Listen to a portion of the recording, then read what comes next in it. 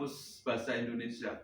Itu artinya begini, saudara, orang yang tahu Tuhan, orang yang ngerti firman, tapi dia dengan sengaja tidak mau melakukannya. Nah, itu orang fasik, saudara. Ya. Jadi bukan orang berdosa, orang fasik sama orang berdosa beda, saudara kasih ya. Tapi fasik itu sama dengan jahat kalau dalam bahasa aslinya, kejahatan. Dan dia lebih jahat daripada orang berdosa. Makanya murka Tuhan itu menyala-nyala dengan orang fasik. Ya. Nah, sebetulnya orang fasik itu juga berarti dia tidak mempedulikan karya Tuhan, siapa itu Tuhan, apa yang dilakukan Tuhan. Itu orang fasik. Maka saudara yang dikasih oleh Tuhan Yesus, kalau saudara naik ke atas dari ayat 13 ya, sampai ayat yang ke-16 ya, saudara kita lihat. Ini Tuhan yang berkata-kata kepada orang Israel. Bicaramu kurang ajar tentang aku. Nah, saudaraku ya, hati-hati dengan kita bicara sama Tuhan. Firman Tuhan, tetapi kamu berkata, apakah kami bicarakan di antara kami tentang engkau? Nah, ini orang Israel jawab. Apa rupanya yang kami katakan tentang Tuhan? Gitu. Kamu berkata adalah sia-sia beribadah kepada Allah. Apakah untungnya kita memelihara apa yang harus dilakukan terhadapnya dan berjalan dengan pakaian berkabung di hadapan Tuhan semesta alam?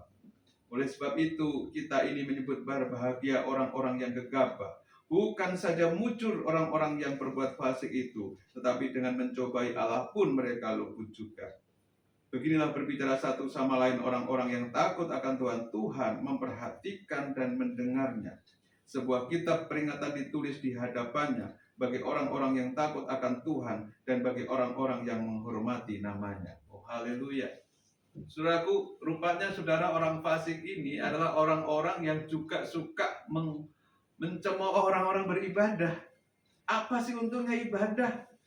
Kamu bangun pagi-pagi, kamu lari ya, ke gereja, kamu beribadah, apa sih untungnya? Toh kamu kerja biasa kerja seperti kami juga. Ya kan, penghasilanmu juga biasa-biasa saja, ya kan? Ini saudaraku fasik di hadapan Tuhan. Ya. Jadi Tuhan berkata, apa saudara tadi? Keras banget ya saudara? Kurang ajar. Kamu kurang ajar, saudara. Nah, saudara, lalu dikatakan di situ, beginilah dikatakan orang-orang yang takut akan Tuhan. Rupanya setiap perkataan itu ditulis di kitab peringatan. Jadi kalau kita bilang, ibadah nggak berarti lah, itu ditulis, saudaraku. Ya. Ini model kefasikan. Ya. Apa sih untungnya? Ya, kita deket-deket sama Tuhan, nggak ada artinya. Saudara, jangan kita berkumpul dengan orang fasik, saudara. Kita akan kebawa. Oh iya ya, nggak ada untungnya. Benar nggak? Ya. Ketika kita sakit juga. Pergi ke dokter juga. Nah, tapi saya mau katakan, saudaraku, setiap perkataan apapun di dunia ini ada bukunya, ada catatannya, saudara. Saya kalau baca ini sudah ngerti kan, kita kadang-kadang ngomong asal-asalan, benar nggak? Ngomong saudaraku asal-asalan dan itu rupanya saudara tidak menghormati namanya. Ini firman Tuhan katakan apa? Sebuah kitab peringatan ditulis di hadapannya bagi orang-orang yang takut akan Tuhan dan bagi orang-orang yang menghormati namanya. Semua yang kita alami, yang kita derita, yang kita saudaraku, kita rasakan itu, saudaraku, itu juga ditulis. Oh ya, kemarin ya si A ya, dia menyatakan keluhannya, itu ditulis semua, saudara kasih. Jadi kita, saudaraku, mungkin sudah lupa, tapi Tuhan tidak pernah lupa. Nah, saudara yang dikasih oleh Tuhan Kristus, ya, hal berikutnya yang perlu kita pelajari, saudaraku, ya, bahwa rupanya, saudaraku, sejak dari zaman dahulu sampai sekarang Tuhan memilih kita ini untuk menjadi umat kesayangannya Tuhan. Yang setuju katakan amin. Amin. Ya. Di dalam Keluaran pasal 19 ayat 4 dan 6 dikatakan begini, kamu sendiri telah melihat apa yang kulakukan kepada orang Mesir dan bagaimana aku telah mendukung kamu di atas sayap Raja Wali dan membawa kamu kepadaku. Jadi sekarang jika kamu sungguh-sungguh mendengarkan firman-Ku dan berpegang pada perjanjian-Ku, maka kamu akan menjadi harta kesayangan-Ku sendiri dari antara segala bangsa, sebab akulah yang empunya seluruh bumi. Kamu akan menjadi bagiku kerajaan imam dan bangsa yang kudus. Inilah semuanya firman yang harus kau katakan kepada orang Israel. Saudaraku, kalau kita sungguh-sungguh ya, di sini kan sungguh-sungguh mendengarkan firman Tuhan, berpegang kepada firman Tuhan, kita menjadi harta kesayangan. Saya nggak punya harta kesayangan, saudaraku. Ya. Saya tidak tahu saudara punya atau tidak. Ada. Biasanya kalau orang Batak bilang harta kesayangan itu anak. Ada yang bilang begitu. Tapi ada orang-orang yang menyimpan, yang mungkin perhiasan, mungkin apa, menjadi harta kesayangan. Itu saudaraku, itu dirawat, disimpan baik-baik. Amin. Tuhan itu juga merawat kita, melindungi kita, memproteksi kita. Kenapa? Karena kita harta kesayangannya. Saudara yang dikasih oleh Tuhan Kristus ya, kamu akan menjadi kerajaan imam, itu tujuan Tuhan. Ya, kerajaan imam, artinya imam itu tugasnya mengantarai. Ya. Jadi menjadi perantara antara manusia dengan Allah. Jadi ketika kita bersaksi, ayo datang ke ibadah, memuji menyembah Tuhan, kita sedang berdiri sebagai imam. Kalau kita sedang mendoakan orang lain, kita sedang berdiri sebagai imam. Jadi imam ini selalu saudaraku, menjadi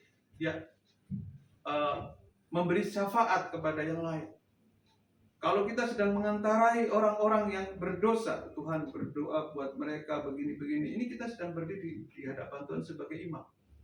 Maka saudara yang dikasihi oleh Tuhan Kristus, tugas imam adalah menjadi perantara, mempersembahkan korban di hadapan Tuhan, puji-pujian, penyembahan, sudah tugas kita, saudara. Ya, dan dunia nggak kenal itu, saudara kasih ya. Dunia nggak kenal itu. Maka dunia berkata, untuk apa beribadah? Sia-sia. Ya, saudara yang dikasihi oleh Tuhan Kristus, saya mau katakan, saudaraku, apapun yang saudara lakukan ya, di dalam ibadah tidak akan pernah sia-sia. Amin. Tidak pernah, saudara. Dan justru orang fasik yang mengatakan sia-sia itu Tuhan bilang apa, kurang ajar. Nah, saudara yang dikasihi oleh Tuhan Kristus, kita lihat dalam umat perjanjian baru 1 Petrus ayat 2 sampai pasal 2 ayat 9. Tetapi kamulah bangsa yang terpilih, imamat yang rajani, bangsa yang kudus, umat kepunyaan Allah sendiri, supaya kamu memberitakan perbuatan-perbuatan yang besar dari Dia yang telah memanggil kamu keluar dari kegelapan kepada terangnya yang ajaib. Haleluya. Saudaraku, dari perjanjian lama sampai perjanjian baru, ya, pola Tuhan, tujuan Tuhan adalah memanggil kita menjadi kerajaan imam, menjadi umat kesayangan Allah sendiri. Haleluya, saudara kasih. Untuk apa? Untuk memberitakan perbuatan-perbuatan yang besar. Apa yang Tuhan lakukan kepada kita, perbuatan yang besar itu? Wah, belum ada, Pak. Saya belum pernah mengalami mujizat. Ya, seperti pendeta Domingus. Ya, Domingus kan mati digorok bangkit lagi, saudaraku, ya kan? Yang STT Dulos. Nah, saudaraku, mengapa saya belum pernah bersaksi tentang perbuatan yang besar? Saudaraku, perbuatan yang besar, saudara baca ayat yang terakhir. Apa itu? Yang telah memanggil kamu keluar dari kegelapan kepada terangnya yang ajaib. Dunia ini penuh kegelapan. Perbuatan Tuhan yang besar bukan mujizat itu, saudaraku, itu sendiri. Tapi ketika kita sudah berpindah dari hidup di dalam gelap, sekarang kita hidup dalam terang. Itu perbuatan besar Tuhan. Setan nggak bisa, karena setan justru orang yang di dalam terang pengen supaya di dalam bawa ke dalam gelap. Maka itu yang kita saksikan. Maka bersaksi adalah apa yang kita alami. Dulu saya, ya kan? Dulu saya, ya, saya dulu main judi, ya kan? Saya dulu kalau ngutang nggak bayar, saudara kasih ya. Saya dulu ya kan suka jelekin orang. Saya dulu ya istilahnya mantan preman. Tapi kan sekarang enggak. Kenapa? Karena sekarang sudah pindah. Itu yang kita beritakan. Itulah tugas imam di hadapan Tuhan. Jadi saudaraku, kita ini imam bukan hanya laki-laki, tapi di dalam Tuhan tuh imam, kerajaan imam tuh menyangkut laki-laki dan perempuan. Tugasnya, saudaraku, ini tugasnya, tugas kita di dalam dunia. Nah, persoalan sekarang itu, saudaraku, kan perbandingannya akhir hidup orang fasik dan orang benar. Tadi kita sudah bahas tentang orang fasik. Ya. Nah, sekarang orang benar di hadapan Tuhan. Firman Tuhan katakan Roma pasal 3 ayat 23 dikatakan apa, saudaraku? Karena semua orang telah berbuat dosa dan telah kehilangan kemuliaan Allah. Oh, Alkitab mengatakan, Pak, bahwa kita ini orang berdosa, bukan orang benar. Nggak satu pun orang yang benar. Tidak ada satu pun juga orang yang baik. Kebaikan kita di dalam hidup ini seperti kain lara, mudah rapuh. Tapi kebaikan Tuhan tidak. Makanya ada seorang anak muda bilang begini, guru yang baik, bagaimana supaya kami selamat dan melulu hidup yang kekal? Yesus menyatakan gini apa? Tidak ada yang baik kecuali Tuhan. Jadi Yesus sedang menyatakan, aku yang baik, akulah gembala yang baik. Kalau kamu besok baik, besok enggak. Saudara ya. Nah, tergantung situasi dan kondisi. Tapi kalau Tuhan, dia selalu baik. Amin. Dan kebaikannya selalu baru. Lebih baik lagi. Ya. Maka biar kau untuk nyanyi gini.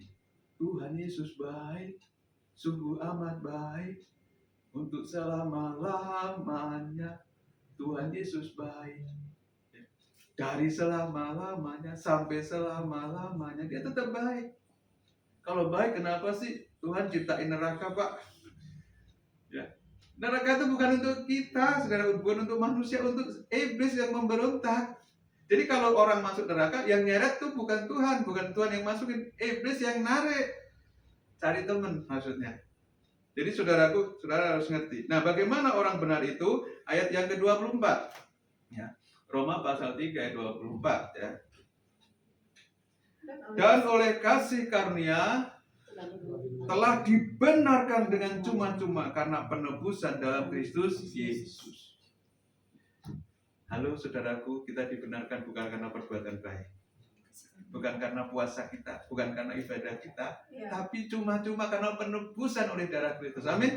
Kita bersyukur. Ya. Semalam saya melayani di lingkungan di hadapan RW 19, saudaraku.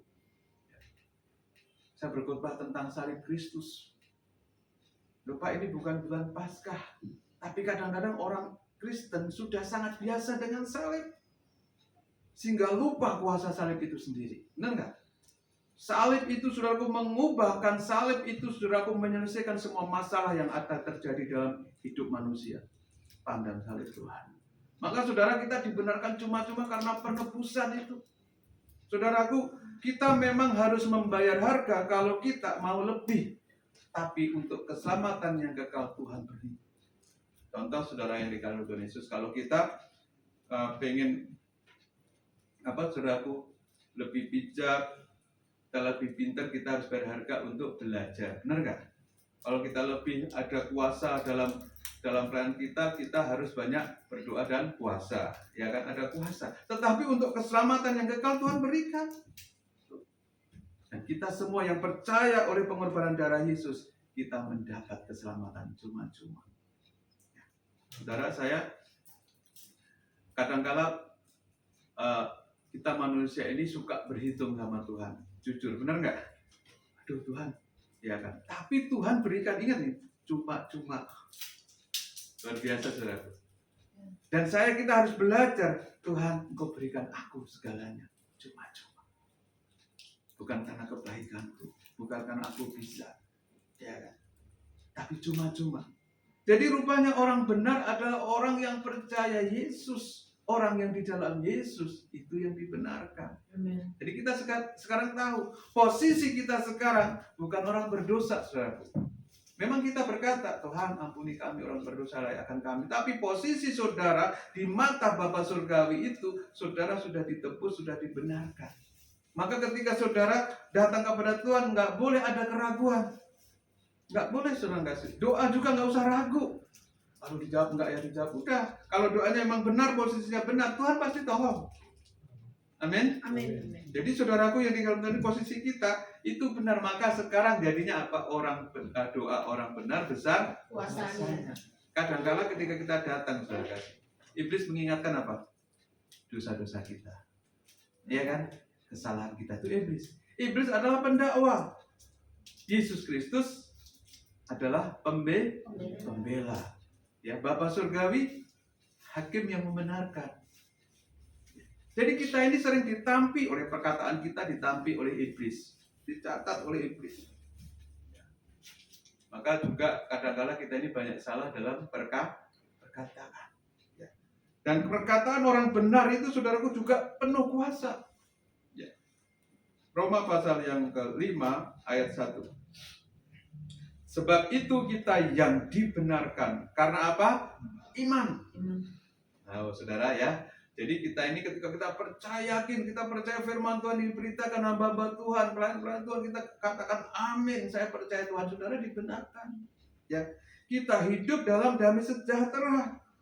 Gak ragu lagi, gak gelisah lagi dengan Allah oleh karena Tuhan kita Yesus Kristus. Saudara, dalam pelajaran penghapusan dosa begini, saudara. Bangsa Israel itu ya ketika dia berdosa, setiap pagi dan petang ada persembahan. Persembahan apa, saudaraku? Ya, ini korban penebus salah dan korban penebus dosa. Nah, saudara, ketika seseorang bawa persembahan itu, darahnya itu dioleskan kepada orang itu, ya, dan di mezbah. Tuhan itu melihat darah domba ini yang menutupi dosa. Nah, di dalam perjanjian baru itu lambang pengorbanan Yesus di kayu salib. Ya, ketika kita ada di dalam Yesus, Tuhan, ya, Allah yang mulia dan Allah yang kudus itu melihat kita bukan lagi kita orang berdosa posisinya, tetapi orang sudah dibenarkan oleh darah Kristus itu.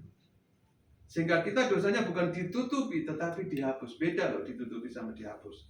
Maka korban-korban perjanjian lama ini hanya menghapus dosa sementara, tetapi korban Yesus Kristus menghapus dosa kita sampai selama-lamanya. Amin. Jadi saudaraku, kita posisinya sekarang apa? Orang benar. Ya, maka orang benar itu bukan kebenaran kita sendiri, tetapi kebenaran karena iman tadi. Ya, karena iman. Nah, masalahnya tidak semua orang Kristen itu hidup benar, saudaraku. Orang benar adalah orang yang dibenarkan karena iman, tetapi masih banyak orang Kristen yang hidup dalam kefasikan. Ya. Contohnya, saudaraku, yang terjadi di Indonesia sekarang.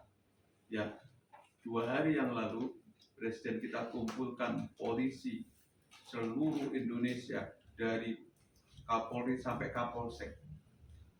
Tinggal anggota-anggotanya saja yang tidak, ke istana semua. Kenapa, saudaraku? Karena Bapak Presiden mendengar begitu banyak keluhan masyarakat. Saudara, polisi-polisi lebih banyak hartanya dari presiden itu sendiri, saudara kasih. Dan saudara, yang paling menyedihkan, jenderal itu juga diantaranya anak-anak Tuhan. Ya, ada yang jadi bandar judi slot, satu slot 1 hari 50 juta. Kalau punya 100 slot berapa? Saudara ya. Maka saudaraku, slogannya saudara kasih pengayom, pelindung, pelayan. Enggak ada. Makanya presiden kita sedih, panggil semua. Dan tidak boleh naik mobil. Ya, karena ada orang yang Kapolda tangkap itu orang PM, saudaraku, karena menghalangi bisnya, menghalangi mobil polisi. Akhirnya turun presiden sendiri. Waktu saya lihat videonya, saudaraku, raut muka Bapak Presiden kita itu sedih banget. Sedih banget. Dan kita lihat juga paling sedih kalau jenderal-jenderal yang notabene orang Kristen. Jadi Alkitab ini. Tapi Kristennya, saudaraku, ya cari uang di situ, bukan dari pengayom pelindung, saudaraku. Ya. Tragedi Kanjuruhan, 134 jiwa melayang. Semua dimutasi, lalu diganti. Yang paling menyedihkan, saudaraku, diganti Kapoldanya dari Sumbar. Namanya Denny Minahasa, putra Minahasa. Sebelum diganti, saudaraku, dia adalah bosnya pengedar. Ya Tuhan, ya. Dan saya dengar saudara, keluarganya itu orang percaya, saudara. Ya mungkin dia karena menikah jadi mualaf, saudaraku. Tapi keluarganya orang percaya. Bagaimana nggak sedih, saudaraku? Seorang anak ini doakan, ya apa nggak tahu jadi bandar. Sudah jenderal, kurang apa lagi, bintang 2. Saudara, Angelina Sondak dulu didoain jadi guru sekolah minggu, jadi putri Indonesia, saudaraku. Ya, akhirnya saudaraku karena Aci Mbak Said, ya, saudara. Dan apa saudara yang terjadi, saudara kasih? Nama Tuhan dipermalukan semuanya. Jadi mari kita, saudaraku, ketika kita sudah dibenarkan, maka kita harus menuruti firman Tuhan. Itu, saudaraku. Jadi kita dibenarkan, kita ikutin firman Tuhan. Ya. Orang yang tahu siapa Tuhan, orang yang tahu mengenal firman Tuhan, saudaraku, dia harus menuruti firman Tuhan. Saudara, ada satu kisah, saudaraku, di Perjanjian Lama. Namanya Korah, Datan, dan Abiram. Tahu ya kisah ini? Tahu nggak? Ya kalau nggak tahu baca Alkitab lagi. Bilangan pasal 16 ayat 28 ayat 24 sampai 26. Korah, Datan, dan Abiram ini, saudaraku, dia menghakimi Nabi Musa. Gara-gara Nabi Musa ini kawin lagi, saudara kasih. Nabi Musa istrinya berapa? Ayo, ya. Saya senang kalau jadi guru bikin ujian. Nabi Musa istrinya 2. Yang satu namanya Sipora, yang kedua nggak ditulis karena keburu di olok-olok, saudara kasih ya. Nah, istrinya ini, saudaraku, orang Ethiopia. Tahu orang Ethiopia? Di sini kita hitam-hitam ya. Yang putih mungkin 1 orang 2 orang. Orang Ethiopia hitam banget. Nah, saudara ya. Dan saudara yang dikasih oleh Tuhan Kristus itu jadi geger, saudaraku. Wah, kalau dia memang nabi disuruh Tuhan, kenapa dia kawin aja sama orang yang hitam, yang jelek gitu, saudara kasih ya. Nah, kita juga bisa kok, apa sih bedanya? Kita juga bisa dengar suara Tuhan. Tuhan berfirman sama kita. Kita juga Bani Lewi kok, katanya. Ya, kaum Lewi itu kaum imam ya, saudara kasih. Rupanya itu di mata Tuhan itu fasik, saudara kasih. Akhirnya Tuhan murka. Dan Tuhan bicara sama, suruh pisah orang yang mengikuti aku. Dan suruh pisah. Dan yang memberontak ini keluarganya Korah, Datan, dan Abiram ini 100 orang lebih, saudara. Ya, kumpul. Tiba-tiba itu bumi terbelah. Dan mereka masuk. Setelah mereka masuk, bumi tertutup. Itu gambaran kefasikan yang akan dihukum Tuhan. Artinya dikubur hidup-hidup. Nah, saudara yang dikasih oleh Tuhan Kristus, ya, itu sebabnya kita yang sudah kenal Tuhan, yang sudah dibenarkan, tidak boleh, saudara kasih. Kita harus turuti firman. Supaya kita tetap jadi orang benar. Nah, kita melihat, saudaraku, ayat Maleakhi pasal 3 ayat 18 ya, yang tadi kita baca. Maka kamu akan melihat kembali perbedaan antara orang benar dan orang fasik, antara orang yang beribadah kepada Allah dan orang yang tidak beribadah kepadanya. Tuhan akan mengadakan perbedaan, gak usah takut. Bukan kita yang mengadakan perbedaan. Tapi orang yang selalu beribadah, turuti firman Tuhan, Tuhan akan buat perbedaan. Ya. Maka saudara yang dikasih oleh Tuhan Kristus ya, dulu kerajaan imam itu, pelita Roh Kudus itu ada di Eropa. Orang-orang Puritan, saudara, yang mendirikan negara Amerika itu anak-anak Tuhan, saudara. Ya, itu luar biasa, mereka berdoa dan berdoa dan berdoa, itu hidupnya. Mereka tidak akan melakukan sesuatu tanpa doa. Tapi sekarang, saudara, beberapa gereja di Eropa sudah jadi museum dan jadi masjid. Jual. Dan mereka nggak begitu peduli Tuhan. Saya sebetulnya di grup hamba-hamba Tuhan itu banyak, ya. Cuma itu memang perlu diuji. Ya, sekarang ini, saudaraku, Amerika berkata bahwa negara-negara harus setuju bahwa homoseks, lesbian, ya biseks, nggak ada incest, nggak ada apa. Jadi orang bisa kawin dengan siapa saja. Bahkan di Miami ya, itu ya ada yang namanya kota, di mana disebut kota itu seks ya, untuk menikmati seks. Jadi orang bisa mampir di situ. Jadi misalnya kita mau ke gereja, lagi pengen ini, mampir aja ke situ dulu ya. Itu dibebaskan, saudara kasih. Dan itu sudah ditandatangani. Lalu dari Putin, saudara kasih, dia mengatakan bahwa semua misionaris dari luar sekarang ditutup. Tidak boleh memberitakan Injil kepada orang lain. Itu dianggap sebagai pelanggaran hukum. Saudara, dan Bill Gates mengatakan bahwa smartphone itu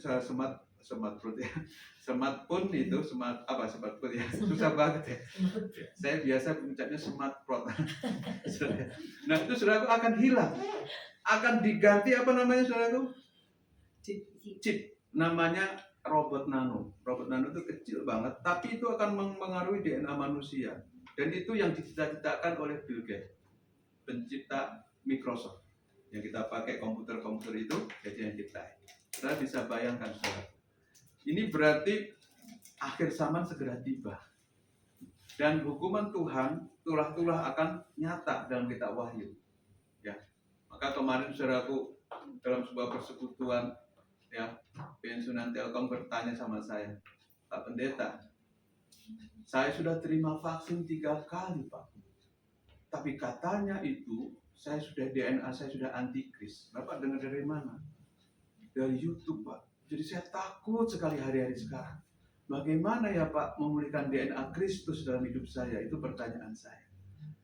Dia bilang begitu. Saya katakan saudaraku, kita diselamatkan oleh iman. Tolak ukurnya adalah ketika engkau divaksin, apakah engkau menyangkal Yesus? Kalau engkau jadi menyangkal Yesus, jadi tidak peduli akan kebenaran, jadi fasik, itu berarti vaksinnya benar, itu ada antikrisnya. Tapi kalau engkau tetap sungguh-sungguh, bahkan punya kerinduan, masih ada rasa takut akan Tuhan, jelas itu bukan antikris. Tapi ke depan kita nggak tahu, kalau robot nano itu jadi, saudaraku, kita nggak ngerti. Saya pernah bilang sama Bu Dona, bilang gini, berarti teman-teman kita hamba Tuhan itu, yang sudah dipanggil Tuhan itu bersyukur ya. Nggak alami kayak gitu ya tantangannya ya. Gitu. Maksud saya orang-orang yang sudah meninggal, saudara kasih, lebih bahagia nggak mikirin gitu. Nanti kita gimana katanya. Saudaraku, nanti orang-orang yang tidak mengikuti masa itu, saudaraku, yang nggak bisa berhubungan dengan teman, nggak bisa telepon, saudara. Karena kalau telepon saudara nanti nggak pakai HP. Jadi halo itu sudah ada di otak kita langsung jawab, ya ngapain, nggak usah buka. Padahal orangnya ada di Surabaya, ada di mana. Itu robot nano itu akan mempengaruhi saudaraku separuh daripada DNA kita. Tapi saya mau katakan saudaraku, kalau belum waktunya Tuhan nggak akan terjadi. Amin. Yes. Kita nggak perlu takut saudara kasih. Dan tapi akhir hidup orang fasik itu saudara mengerikan. Ya maka kita akan melihat perbedaan. Dan perbedaan paling nyata bagaimana saudaraku? Ya seperti tadi. Kalau Indonesia sekarang ini banyak orang masih berdoa, percaya atau tidak? Asia ini sebetulnya ada kaki diam Tuhan. Ya. Banyak orang berdoa, ya banyak orang berpuasa untuk negeri ini. Maka saya percaya saudaraku, Tuhan akan mengadakan perbedaan. Nah sekarang saudaraku Eropa kiblatnya ke Indonesia. Sedang lobby Indonesia bilang gini, jual makananmu ke kami ya, gitu. Berasmu, ya, rempah-rempahmu. Presiden kita bilang kan, tidak, kami hanya jual matang. Kami jual matang, bukan jual bahan. Semua di Indonesia dari nikel, dari apa dijual sudah jadi. Harganya lebih tinggi, lebih besar. Karena Indonesia ini makmur dan belum tergali semuanya. Kita bersyukur ada di Indonesia. Tapi masalahnya, pihak sana berkata apa?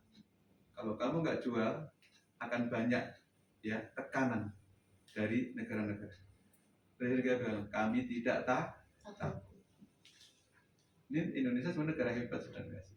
Jadi kita ini bersyukur banget tinggal di Indonesia. Mau lihat apa? Gunung. Mau lihat sawah. Orang luar saudaraku mau lihat sawah bertingkat ke Bali saudaraku. Ya kan? Ratusan dolar keluar.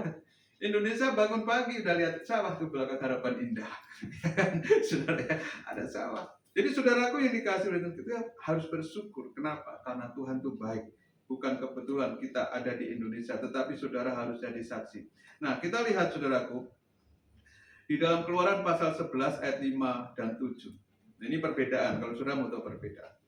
Maka tiap-tiap anak sulung di tanah Mesir, ya Keluaran 11 ayat 5 dan 7.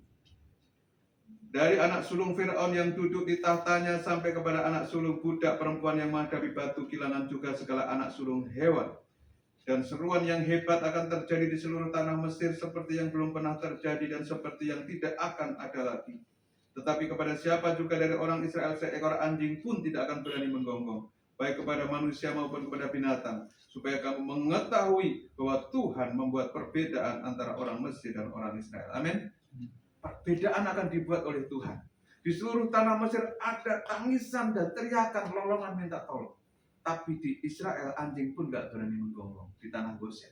Itu perbedaan. Kenapa? Karena Tuhan membuat perbedaan artinya bahwa Tuhan memelihara. Boleh terjadi apa saudaraku?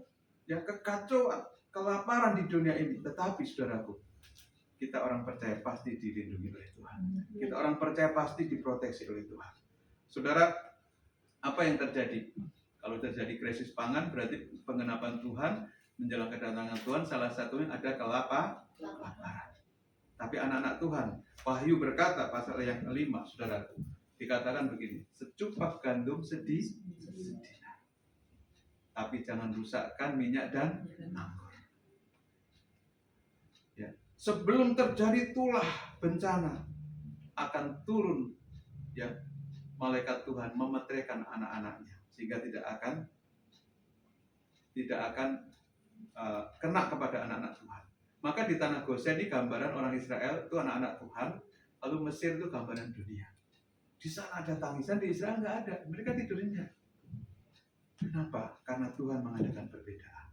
Jadi saudara yang dikasih Tuhan Kristus ikut Tuhan itu sebenarnya seenak-enaknya orang kalau saudara turuti firman Tuhan.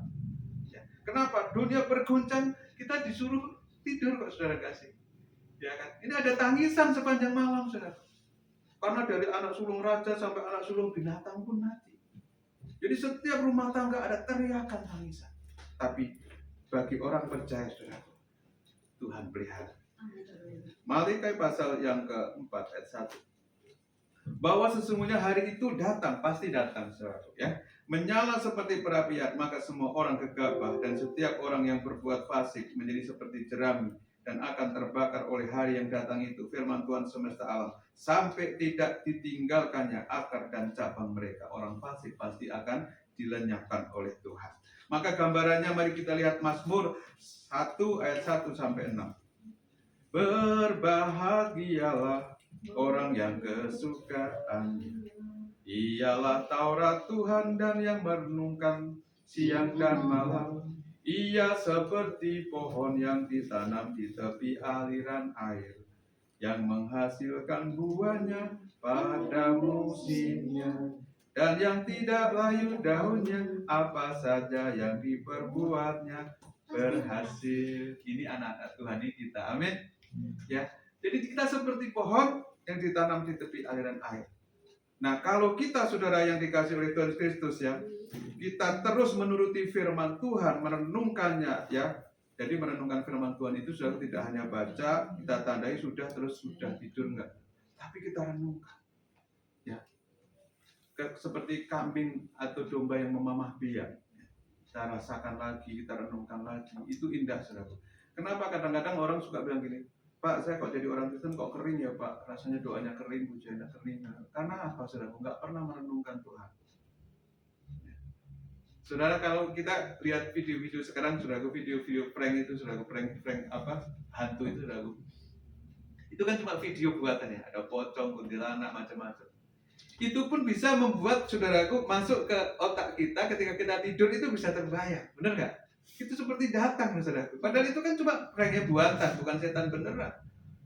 Nah, saya itu merasa begini, saudaraku. Kalau kita merenungkan Tuhan, ya, sebelum kita tidur, saya biasakan, saudaraku, kalau maghrib itu, saudaraku, walaupun saya lagi duduk lagi apa, kalau saudara-saudara kita yang muslim adzan itu, saudaraku, saya mulai bersyukur. Terima kasih Tuhan buat hari ini.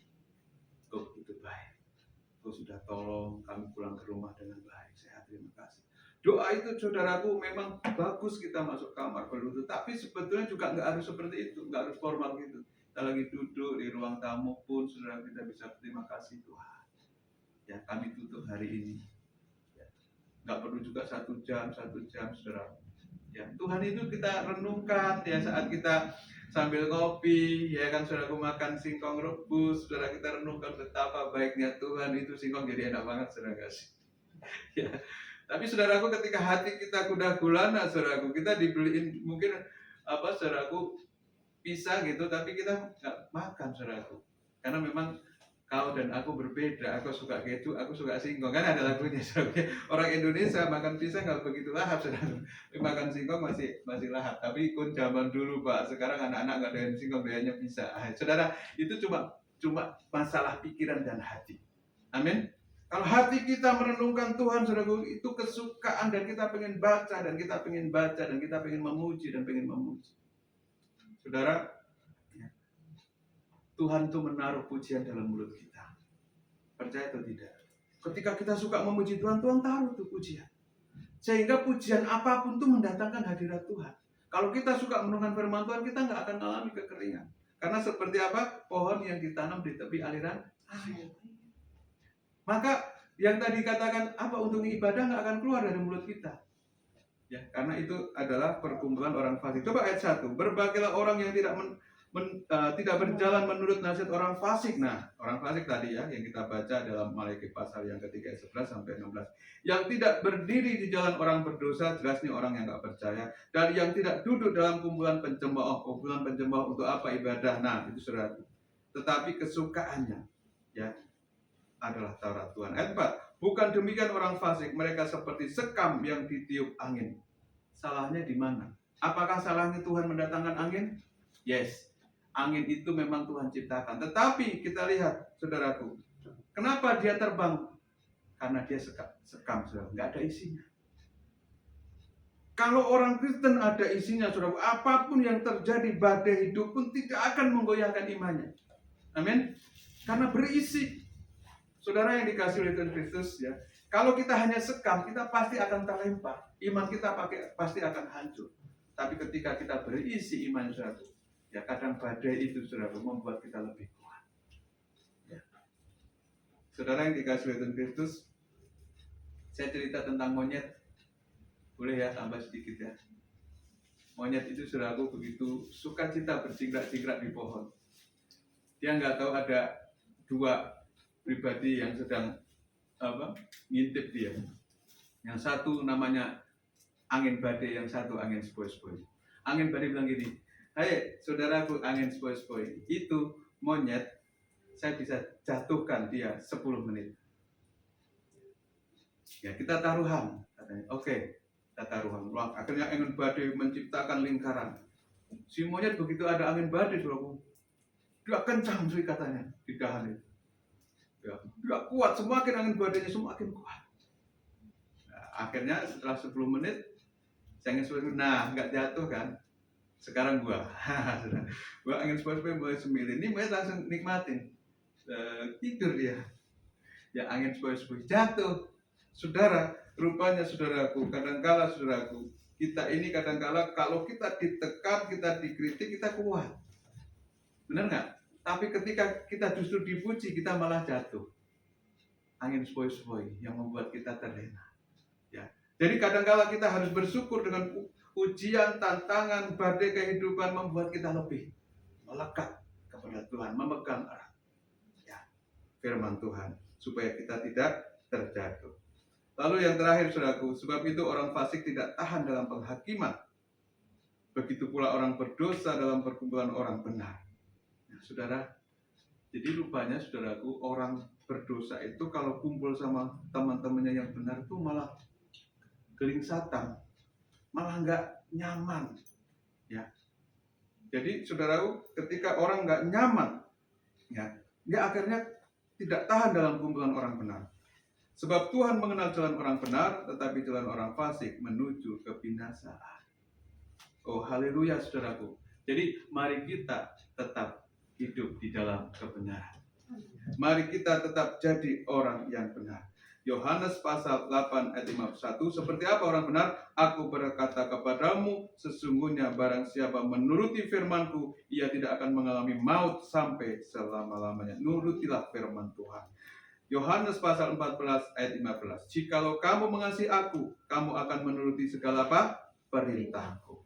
Dan sebagai ayat penutup, saudaraku, Wahyu 3 ayat 10 sampai 12. Di situ dikatakan, karena engkau menuruti firman-Ku untuk tekun menantikan aku, maka aku pun akan melindungi engkau dari hari pencobaan yang akan datang atas seluruh dunia untuk mencobai mereka yang diam di bumi. Ada hari pencobaan yang akan melanda seluruh dunia. Tetapi orang yang menuruti firman Tuhan akan dilindungi oleh Tuhan saat pencobaan datang. Pencobaan itu bisa dari antikris, dari dajjal, dari orang-orang yang berdosa yang akan membuat kita menjadi manusia setengah dewa, saudara. Tetapi itu bukan rendah Tuhan, saudara kasih ya. Seperti yang saya ceritakan, impian-impian Bill Gates dan lain sebagainya, itu saudaraku, entah itu benar atau tidak, kenyataannya ilmu teknologi IT ini sekarang meningkat tajam. Bukan hitungan bulan, tapi 1-2 hari pun saudara kasih, itu ada perkembangan yang luar biasa. Tetapi mari kita tetap menuruti firman Tuhan, karena Tuhan akan melindungi hari-hari itu. Saat pencobaan menghadapi seluruh bumi, Tuhan melindungi kita. Mari kita datang kepada Tuhan, saudara kasih.